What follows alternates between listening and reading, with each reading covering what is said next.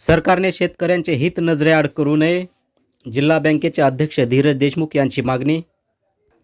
निवडणुका संपतात शक्तीपीठ महामार्गासाठी शेतकऱ्यावर प्रशासनाचा दबाव वाढला आहे. रेणापूर तालुक्यातील मोरवड गावात शक्तीपीठ महामार्गाच्या मोजणीसाठी प्रशासनाकडून जबरदस्तीचा प्रयत्न सुरू असल्याचा आरोप शेतकऱ्यांनी केला आहे.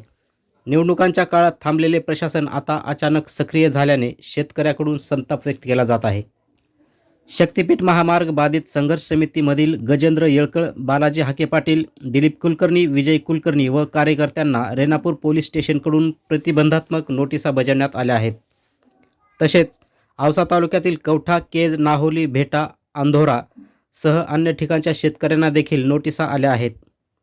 महामार्ग प्रकल्पाच्या नावाखाली शेतजमिनी जबरदस्तीने घेण्याचा डाव आखला जात असून योग्य मोबदला, चर्चा किंवा लेखी हमी न देता मोजणी लादली जात आहे.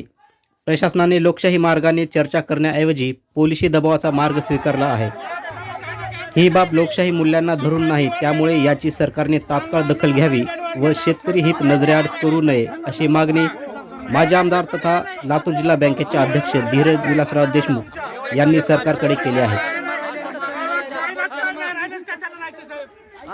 बरोबर साहेब, काय अडचण आहे तुम्हाला? करा ना तुम्ही रोड.